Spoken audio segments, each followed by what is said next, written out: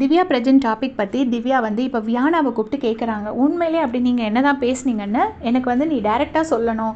அவங்க முன்னாடி வச்சு சொல்லு, என்கிட்ட தனியாக சொல்ல வேண்டாம், பட் அவங்க முன்னாடி வச்சு சொல்லிடு, ஏன்னா அவங்க வந்து அப்படி பேசலை அப்படின்னு சொல்லிட்டு சொல்கிறாங்கன்னு சொல்லி சாண்ட்ரா பற்றி சொல்கிறாங்க. ஏன்னா வியானா வந்து சொல்லியிருப்பாங்க, சாண்ட்ரா வந்து உன் மேலே பொசசிவாக ஃபீல் பண்ணுறேன்னு சொல்லி என்கிட்ட பாத்ரூமில் மைக்கை கழட்டி வச்சுட்டு சொன்னா அப்படின்னு சொல்லி வியானா வந்து சொல்லியிருப்பாங்க திவ்யா கிட்ட.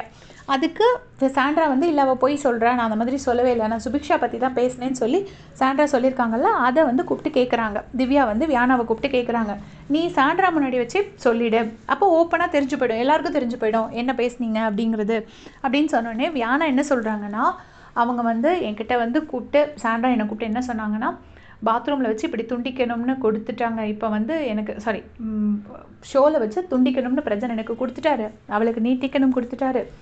எனக்கு வந்து 2 குழந்தைங்க இருக்குது, எனக்கு அதை நினச்சாலே பயமாக இருக்குது, இதெல்லாம் வெளியே எப்படி போகும்னு தெரியல, அவர் எங்களையும் கொஞ்சம் யோசிக்கணும் அப்படிங்கிற மாதிரி சொன்னார். அந்த வேர்டை சொல்லலை, பட் அதை மீன் பண்ணி தான் அவர் சொன்னார். வெளியில் மக்கள் இதெல்லாம் எப்படி எடுத்துப்பாங்கன்னு தெரியல, ஐஸ்கிரீம் வரைக்கும் அவளுக்கு தான் கொடுத்தாரு, நான் காமிச்சதும் அவங்களுக்கு போச்சா இல்லையான்னு தெரியலங்கிறதெல்லாம் சொல்லியிருக்காங்கன்னு சொல்லி வியானா வந்து திவ்யா கிட்ட சொல்கிறாங்க. ஸோ 2 குழந்தைங்க இருக்குது, பிரஜனை எங்களை பற்றி கொஞ்சம் யோசிக்கணும்னு சொல்லியிருக்கிறாங்க, அவர் நீட்டிக்கணும் கொடுத்ததுலேருந்து ஆள் சரியில்லைன்னு சொல்லியிருக்காங்க. இது அவ்வளோ வியானா சொல்கிறாங்க. பட் வியானா என்னென்னா ரொம்ப பேசுகிறதுக்கு பயப்படுறாங்க. ஏன்னா விஜய் வந்து லாஸ்ட் வீக்கே வச்சு செஞ்சார் இந்த சாண்ட்ரா பற்றி பேசினதுக்கு. அப்போது திவ்யா என்ன சொல்கிறாங்கன்னா, இது ஒரு ஃப்ரேம் மாதிரி, ஒரு கிளாஸ் ஃப்ரேமில் வந்து ஒரு கீறல் விழுந்துருச்சுன்னா அந்த ரிலேஷன்ஷிப்பில் அதே மாதிரி தான், ஒரு சின்ன கீறல் விழுந்துருச்சுன்னா சும்மா பார்க்கலாம், பட் இந்த கீரல் எப்போவுமே இப்படி தான் இருக்கும்.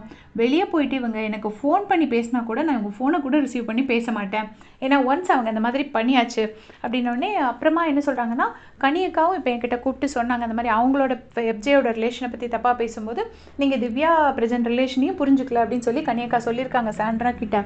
அப்போது அப்படின்னு இந்த விஷயத்தை எடுத்த உடனே வியானா சொல்கிறாங்க, கனியக்கா எதை வச்சு உங்கள் 2 பேர் ரிலேஷனை தப்பாக புரிஞ்சுக்கிட்டாங்கன்னு கேட்டாங்க, வெளியில் அவங்க பார்த்ததை வச்சு தானே கேட்டிருக்காங்க அப்படின்னு சொல்லிட்டு வியானா கேட்குறாங்க. உடனே ஆமாம், வெளியில் அவங்க ஏதோ பார்த்தாங்களாம் அப்படின்னு சொல்லிட்டு திவ்யா சொல்கிறாங்க.